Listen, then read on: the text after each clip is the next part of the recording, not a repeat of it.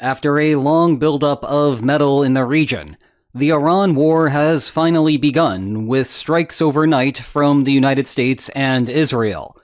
And just like any other conflict, its start raises more questions than it answers. So today, I want to give an overview of what we know about the military operation thus far, bearing in mind that I am literally writing this a few hours after the first bombs dropped. And given that we can only do some cursory analysis of the military situation, I am going to spend the rest of the video covering what you should watch over the next few days, which will determine not only the military outcome in Iran, but also the political outcomes in the United States, Israel, Iran, and beyond. Remember, we are a world at war right now. But let's go through a quick overview of what has happened so far. The top line here is that this is not a limited activity like the Special Maduro operation. Rather, Operation Epic Fury, as it is being called, is using all of the US assets in the region.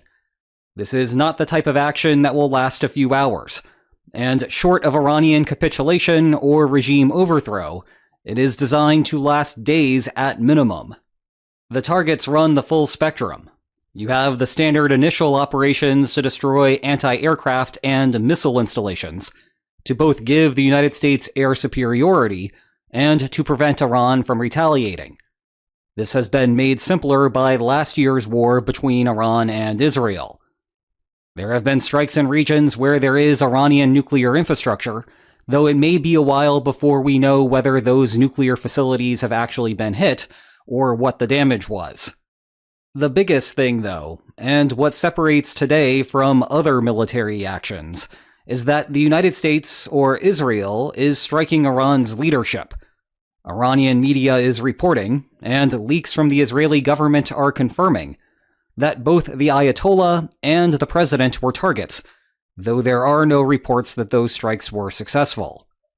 Meanwhile, Iran is not taking this quietly. The Iranian government or Iranian media claim strikes in retaliation on US assets in Qatar, Kuwait, the United Arab Emirates, Bahrain, Jordan, and northern Iraq. None of those countries have responded yet, keeping this war trilateral for now. Israel itself has seen a bunch of missiles and drones move toward its airspace, though no significant damage has been reported there yet. But with that as the prologue, let's start discussing what we should be watching for next. As a starting point, we need to watch how average Iranians will respond. Just thinking about the basic logistics of regime change, it is basically impossible to get that to work purely from the air. You have to have boots on the ground to some degree. In Venezuela, that meant very briefly deploying some special forces in the region. In Iraq, that meant a massive mobilization and a standard land war. So far, we are seeing neither of these in Iran. An Iraq-style strategy is completely infeasible at the moment, because the United States simply does not have that level of soldiers in the area. A Venezuela-style option, in contrast, is feasible, though that is not what the United States is currently doing. Then again, that could change on a dime. Instead, the current US model is closer to Libya, where the United States provides air support to a faction in a civil war, except the script here is flipped. In Libya, rebels ask the United States for help. In Iran, the United States is asking a currently non-existent rebellion to form. Now, that is not a crazy possibility. There were massive protests in the country only a few weeks ago. The United States could not provide air support back then because it did not have the necessary assets in the region. Today is a different story, and Iran is taking the threat seriously as the internet blackout there is back. But there is a big difference between more protests and actual organized resistance. And that is also the difference between a much longer air campaign and something that could wrap up on Tuesday. It is an open question how long the United States can keep its carriers, other naval assets, and air bases replenished. Heck, the USS Ford is struggling to keep its bathrooms working properly, and I am really struggling to resist making crappy puns about that. At least the US Navy can think of this as practice for a conflict along the Taiwan Strait, which would likely be a longer campaign. One connected concern there is that this is a joint operation between the United States and Israel. Given the latter country, you know exactly where the domestic narrative is headed in Iran.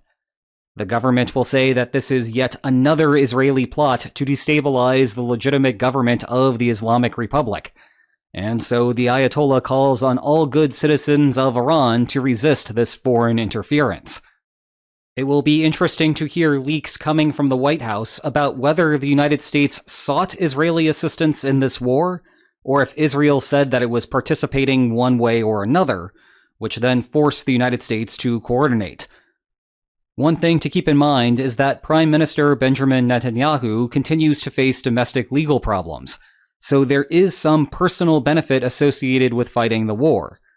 That, of course, can limit the traditional existence of a mutually acceptable peaceful settlement. Hold that thought for a moment as it relates to another person involved in this. Moving on, I want to spend some time now discussing the domestic political situation in the United States, and we will start focused in on the White House before zooming out. Undoubtedly, there is a difference in opinion within the administration. Thanks to some Signal chats, last we heard from J.D. Vance, he viewed the Middle East as more of a problem for Europe. Thus, Trump getting involved there sends a mixed signal to his domestic base. I can only imagine Vance's thoughts today, given that the Houthi operation was peanuts compared to what is happening now. Marco Rubio may be pacing around the State Department, wondering if we can get back to focusing on Venezuela and Cuba, though he does seem to have a good grasp of how Iran fits into the broader US security picture with China and Russia. Speaking of China, I have no doubt that the Pentagon policy chief Bridge Colby would really like to get back to focusing on China. Hold that thought for a few minutes. Meanwhile, there were some stories last week that Chairman of the Joint Chiefs of Staff Dan Kane was warning against the strikes, as he was unable to predict the result of regime change. I think that was overreported for a couple of reasons. One, he is a military officer. He is not the CIA. It is neither his job nor his expertise to know what might happen in Iran after the fall of the Ayatollah. Speaking in generalities, though, he is correct. What happens next in Iran is hard to predict. Insofar as that is a factual statement, true to his call sign, he should be raising the point. And that is point 2. He is supposed to be providing factual advice to the president, and then let the president make the political decision regarding what to do. So as much as might be read into this the next few days, I would discount the Dan Kane discussions for now. Zooming out the domestic political questions by a step, there is certainly about to be a bipartisan congressional fit. There is no traditional congressional authorization to use force in Iran. The executive branch, of course, has broad latitude to conduct limited strikes over limited timeframes, and yes, I am aware how that statement sounded self-contradictory. You saw this play out in Venezuela, but remember that was a very fast operation, and much smaller than even what we have seen so far today. Meanwhile, as the tariff saga has shown, the White House enjoys getting creative with legal arguments that grant the president powers beyond what others think that he has, leading the Supreme Court to rein in those powers, which usually then shifts things to a new interesting legal argument from the White House. The critical points for now are that, short run, Congress will complain about the lack of consultation, but there is not much that representatives and senators can do about it. However, if the war drags on for a long period of time, it will increasingly become a domestic legal battle and constitutional battle between the two branches. For our final U.S. domestic zoom out, public opinion regarding this war is going to be fun. If you watch this channel, you understand what is happening and why. You might fall one way or another about whether it is a good idea, but you understand the basic military situation, the upshot, the downside risks, and the strategic principles at work here. And while it is fun to talk to such an enlightened audience, the broader public is a different story. The last time that the United States engaged in military operations at this level or greater was the Iraq War. And for that, George W. Bush had a months-long persuasion campaign to rally support for the cause. Now, the persuasion part worked to varying degrees of success. The United Nations, for example, was having none of it. But at least everyone understood what the basic arguments were for the war. Trump did not come close to replicating that. Last Tuesday was a great opportunity to do so, but he spent more time talking about the US hockey team than Iran. I actually had a hunch on that one and was timing it. What I did not realize is that I would have the opportunity to mention it so soon thereafter. In the absence of a better articulation for the war, lots of social media commentary turned to the administration's desire to distract from the Epstein files. I am sure that the war starting right as Bill Clinton was testifying will quell that discussion. Jokes aside, the most that we have gotten on the persuasion front was this 8-minute video released in the middle of the night as the strike started. And it is a very weird production. I have to imagine that it was pre-recorded. Why is he wearing a hat? Is this the first time that a war declaration has been made by someone wearing a baseball cap? Maybe Putin not wearing a baseball cap during his special military operation announcement was bad luck, and now Trump is trying to break it.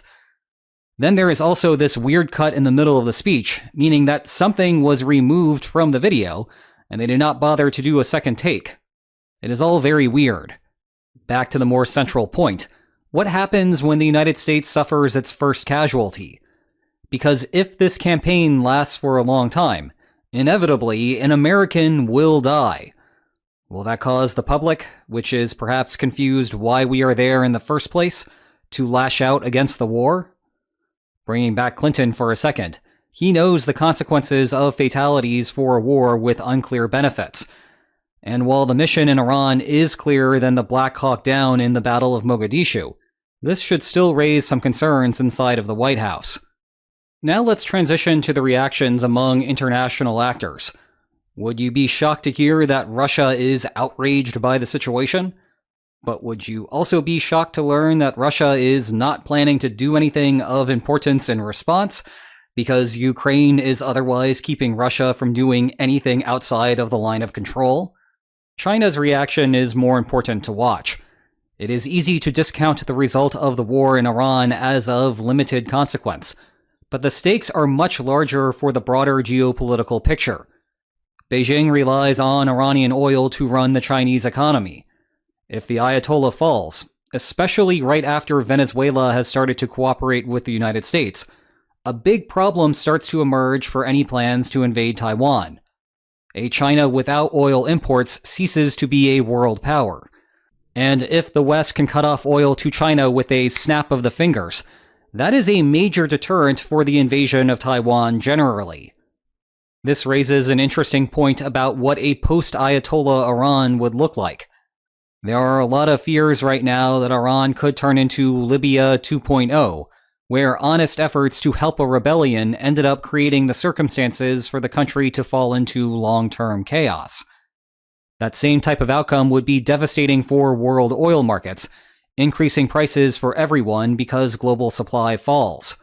And it would be much harder to overlook because Iran produces so much more oil than Libya does. But an Iran in chaos would not be so bad for trying to restrain China, as an Iran not exporting oil to China helps Taiwan's cause, regardless of whether it is because of a Western-friendly government in place or because oil is no longer flowing out of the country at all. Shifting to US allies, get ready for another turbulent period. Europe's early response has been a mix of ambivalence, concern, and calls for peace, basically feeding the stereotypes that the United States has of Europe. Now, part of what little argument that the White House made in the lead up to the war was that Iran was building missiles that could soon hit the United States. The accuracy of that statement depends on how one wants to interpret soon. But Iranian missiles were a more clear and present danger to Europe, which this war could erase from the map, though notably the United States has raised concerns about Iranian missiles hitting Europe since at least the George W. Bush administration. In any case, there is certainly going to be frustration in the Pentagon for Europe not making the connection that this hurts China and Russia, both of which reduce Europe's security problems. That is either directly because Russia's ally is enfeebled, or indirectly because China will think twice about invading Taiwan, which then eliminates the possibility that Russia would attack Europe simultaneously in a war of opportunity. In any case, get ready for some more intra-alliance fun in the next few weeks, right as I was really looking forward to being able to talk to you about some interesting cooperative work that is happening up in the Arctic. What can I say? I have a terrible sense of timing. Anyway, last point. Keep focused on the Strait of Hormuz. Tons of Iranian, Iraqi, and Saudi oil come out of that choke point. If the war starts to be a disaster for Tehran, the last-ditch strategy will be to try to close it off. But if you want to learn more about the consequences of that decision, I did a feature-length video about it already. Check it out here.